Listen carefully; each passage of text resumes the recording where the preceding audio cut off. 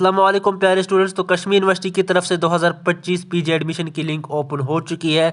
अब आप एडमिशन के लिए अप्लाई कर सकते हो। तो मैं आपको दिखाता हूँ कि फॉर्म कैसे भरना है, अप्लाई कैसे करना है। तो इस वीडियो में सबसे पहले आपको क्रोम ओपन करना पड़ेगा। ठीक है, क्रोम ओपन करने के बाद आपको जो है कश्मीर यूनिवर्सिटी की ऑफिशियल वेबसाइट सर्च करनी है। जैसे कि मैंने यूनिवर्सिटी ऑफ कश्मीर लिखा है, ऊपर जो वेबसाइट है ये ऑफिशियल वेबसाइट है KU की। तो इस पर आपको जो है क्लिक करना है। यहाँ पे आओगे तो यहाँ पे आपको एडमिशन का सेक्शन दिखेगा, इस पर आपको क्लिक करना है। ठीक है, जब आप एडमिशन को क्लिक करोगे तो यहाँ पे ऊपर आपको दिखेगा, यहाँ पे जब आप नीचे नीचे क्लिक करोगे तो नोटिफिकेशन में आपको दिखेगा admission application form for PG programmes KUET। ठीक है, तो आपको जो पीजी में अगर आपको एडमिशन करना है तो पहले आपको ये एप्लीकेशन फॉर्म सबमिट करना है। ठीक है, तो जब आप इस पर करोगे क्लिक तो यहाँ पे आपको इस तरीके का ऑप्शन दिखेगा। मैं फिर से आपको दिखाता हूँ करके, ताकि आपको जो कोई कन्फ्यूजन ना रहे। तो आपको आना पड़ेगा एडमिशन पे। एडमिशन में जो है आपको नीचे नीचे आना है, यहाँ पे आपको दिखेगा application form for PG programmes. तो इस पे जब आप क्लिक करोगे तो यहाँ पे आपको यहाँ से दिखाएगा यूज़र नेम और पासवर्ड। ठीक है, लेकिन आपके पास ये होगा नहीं, तो आपको क्या करना पड़ेगा, आपको जो है रजिस्टर एज ए स्टूडेंट करना पड़ेगा क्लिक। तो यहाँ पे आपको रजिस्टर एज ए स्टूडेंट पे क्लिक करना है। तो यहाँ पे आपको नीचे फिर आना है, यहाँ पे नीचे आपको दिखाएगा I have read all instructions proceed to register as a student. आपको पहले रजिस्टर करना पड़ेगा। ठीक है, तो यहाँ पे आपको अपना कोई यूज़र नेम रखना है फॉर एग्जांपल। फिर इसके बाद आपको जब आप यूज़र नेम यहाँ पे टाइप करोगे तो आपको यहाँ पे देखना है कि क्या ये अवेलेबल है या यूज़र नेम या नहीं। ठीक है, जैसे कि ये अवेलेबल है। पासवर्ड भी मैंने यहाँ पे डाला, पासवर्ड को कंफर्म भी किया। यहाँ पे आपको पासवर्ड डालना है, यहाँ पे आपको दूसरी बार वही पासवर्ड टाइप करना है ताकि ये कंफर्म हो जाए। उसके बाद आपको अपना मोबाइल नंबर डालना है, जो भी आपका एक्टिव है मोबाइल नंबर, और अपनी ईमेल आईडी डालनी है। उसके बाद आपको रजिस्टर पे क्लिक करना है। ठीक है, याद रहे आपको यूज़र नेम और पासवर्ड याद रखना है, क्योंकि आप ऐसे नहीं भूल सकते। क्योंकि अगर आप ये भूल गए तो फिर बाकी चीज़ें जो आपको आगे आगे इसमें अपडेट करनी पड़ेगी, तो वो कैसे आप कर पाओगे, लॉगिन आप कैसे कर पाओगे, एडमिट कार्ड कैसे डाउनलोड कर पाओगे, बाकी चीज़ें। तो इसलिए आपको जो है यूज़र नेम और पासवर्ड जो है ये आपको अच्छे से रखना है, ताकि आप ये भूल ना जाओ। या कहीं पे आप लिख भी सकते हो कि मैंने क्या रखा है। ठीक है, नोट्स वगैरह में आप या कॉपी वगैरह पे घर पे आप लिख के रखो यूज़र नेम और पासवर्ड। ठीक है, तो ये आपने टाइप यहाँ पे किया। उसके बाद आप हम रजिस्टर पे क्लिक करेंगे। तो मैं पहले इस वाले को जो है कॉपी करके रखता हूँ, ताकि ये मैं भूल ना जाऊँ। तो यहाँ पे मैं रजिस्टर पे क्लिक करूँगा। मैंने जो है अकाउंट जो है क्रिएट कर लिया है। अब मुझे जो है लॉगिन करना है। जैसे कि अब यहाँ पे मुझे दिखाएगा आप लॉगिन यहाँ पे करो। तो यूज़र नेम तो यही है जो मैंने अभी यहाँ पे किया। अब मैं यहाँ पे पासवर्ड भी वही डालता हूँ जो अभी मैंने इसको सेट करके रखा था। पासवर्ड के बाद आपको डालना पड़ेगा कैप्चा, जो यहाँ पे नंबर्स लिखे हैं तो यहाँ पे वापस से आपको ये टाइप करना है। ठीक है, जैसे कि मैं डालता हूँ यहाँ पे 80543। तो उसके बाद मैं रिमेंबर मी पे यहाँ पे क्लिक करूँगा, ताकि मुझे बार बार जो है लॉगिन पासवर्ड ना मांगे। तो जैसे कि यहाँ पे ये जो है लॉगिन हो चुका है। यहाँ पे आप देखिए ऊपर क्या दिखा रहा है। देखो, सबसे पहली बात यहाँ पे आ रही है स्टेप 1 की। तो स्टेप 1 पे हमें क्या करना है, हमें जो है अपना एग्ज़ाम रजिस्ट्रेशन नंबर देना है, जो हमने लास्ट एग्ज़ाम दिया था। जैसे कि अगर हम बात करें, हमने पीजी की हम बात करें, तो पीजी से पहले हमने ग्रेजुएशन कंप्लीट किया है ना, यूजी हमने कंप्लीट किया है ना। उस दौरान क्या आपके पास क्या था, रजिस्ट्रेशन नंबर एक था। जैसे कि अगर हम क्लस्टर की बात करें, CUS21 GWC या CUS21 ASC, या उसी तरीके रजिस्ट्रेशन नंबर आपके पास था, तो आपको वही यहाँ पे देना है। कश्मीर यूनिवर्सिटी वालों के पास भी अलग से जो है रजिस्ट्रेशन नंबर था उस दौरान, तो आपको वही यहाँ पे वो आप यहाँ पे दे सकते हो। जैसे कि यहाँ पे मैं देख सकते हो आप, मैंने यहाँ पे ऑलरेडी इनपुट किया है। तो इसके बाद मैं क्या करूँगा, यहाँ पे नेक्स्ट पे क्लिक करूँगा। और नेक्स्ट पे क्लिक करके आपके पास इस तरीके का फॉर्म आना है। अब यहाँ पे आपको अपनी बाकी डिटेल्स देनी है। यहाँ पे सबसे पहले आप अपना नेम यहाँ पे डालोगे, जैसे कि मैं डालता हूँ यहाँ पे। ठीक है, आपको यहाँ पे एक चीज़ याद रखिएगा, डिटेल आप पूरी डालिएगा, चेक भी कीजिएगा। अगर आप यहाँ पे डिटेल डालोगे ना, तो आप चेक भी कीजिएगा। तो नाम जब आप डालोगे, नाम के बाद आपको यहाँ पे आएगा फादर्स नेम। तो ये भी आपको जो अपने फादर का नाम यहाँ पे आपको डालना है। ठीक है, एज पर डॉक्यूमेंट्स ही डालिएगा। अगर आप जो भी स्पेलिंग होगी डॉक्यूमेंट्स पे बेटर रहेगा, क्योंकि वहाँ पे जो है डॉक्यूमेंट ही देखा जाता है कि क्या नाम है उस पर। ठीक है, तो मैं ये डाल देता हूँ। ठीक है, उसके बाद अब आपको यहाँ पे अपनी डेट ऑफ बर्थ डालनी है।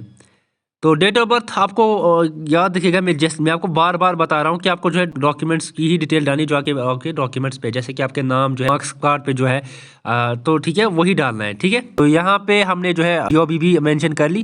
कैटेगरी यहाँ पे आपको रखनी है, जो भी आपके पास कैटेगरी है। ठीक है, जो भी कैटेगरी से आप आते हो तो आपको वो यहाँ पे रखना है।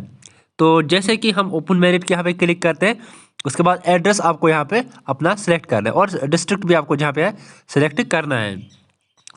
तो जैसे ही आप इन सब चीज़ों को मतलब फिल करोगे और यहाँ पे अपना जेंडर भी डालना है। तो जैसे ही आप अपना जेंडर यहाँ पे डालोगे मेल फीमेल, ठीक है। यहाँ पे आप परमानेंट रेसिडेंट ऑफ JNK, यहाँ पे यस या नो डाल। तो यहाँ पे भी मैंने यस डाला है, ठीक है, क्योंकि परमानेंट रेसिडेंट ऑफ JNK हम है, तो हमने यस कर दिया यहाँ पे, और इसको हमने दूसरे को नो किया। पासपोर्ट साइज फोटो हमने यहाँ पे अपलोड कर दिया है। देखो अब बहुत सारे स्टूडेंट्स इसमें कंफ्यूज हो जाएंगे। देखो मैं आपको सिंपल तरीका बताऊंगा। आपके घर में आपका पासपोर्ट साइज फोटो तो होगा ही, तो उसी को फोटो उठाओ और जो एक्स्ट्रा पार्ट्स है उसको क्रॉप करो। उसके बाद प्ले स्टोर पे डाउनलोड करो फोटो साइज कंप्रेसर, और इसका साइज जो है ना 100 KB से नीचे नीचे रखो। फिर यहाँ पे अपलोड करो और आराम से हो जाएगा, क्योंकि 100 KB से ऊपर जो होगी फाइल तो यहाँ पे अपलोड नहीं हो पाएगी वो। आते हैं क्वालिफाइंग एकेडमिक डिटेल्स पे। तो यहाँ पे आना है। यहाँ पे आपको जिस भी कोर्स में आपने ग्रेजुएशन की है तो उसमें जो है उसको आपको सेलेक्ट करना है। चाहे आपने BA किया है, BCA किया है या और कुछ किया है, तो आपको जो है वो सिलेक्ट करना है। तो ठीक है, यहाँ पे हम BA क्लिक करेंगे और यहाँ पे हमें प्रोविजनल और नॉन प्रोविजनल दिख रहा है। अगर आपके पास खाली प्रोविजनल सर्टिफिकेट है तो आप प्रोविजनल पे क्लिक करेंगे। अगर आपके पास पूरी मतलब फाइनल डिग्री जो मिलती है वो भी मिली है तो आप नॉन प्रोविजनल पे क्लिक करेंगे। ठीक है, अभी बहुत सारे स्टूडेंट्स के पास खाली प्रोविजनल सर्टिफिकेट ही है तो वो प्रोविजनल पर ही क्लिक करेंगे। ठीक है, यहाँ पे आपको डालना है एग्जामिनेशन रोल नंबर। जो भी आपके एग्जामिनेशन रोल नंबर था ना ग्रेजुएशन के दौरान, तो वो आपको यहाँ पे सबमिट करना है। ठीक है, ये हो गया। और ईयर ऑफ पासिंग आप यहाँ पे रखोगे, जिस ईयर में आपने ग्रेजुएशन जो है पास की है, तो यहाँ पे आप रखोगे। ठीक है, उसके बाद सेशन एनुअल आपको दिखेगा, अप्रैल में दिखेगा, हम एनुअल ही रख लेते हैं इसको। तो उसके बाद अगर हम बात करेंगे सब्जेक्ट ऑफर्ड की, अब यहाँ पे आपको देखना है कौन कौन से सब्जेक्ट में आपने ग्रेजुएशन की है।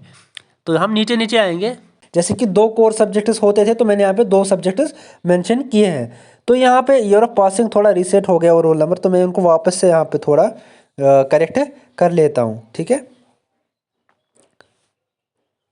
तो ये हो चुका है। अब यहाँ पे लास्ट में यहाँ पे यूनिवर्सिटी/बोर्ड।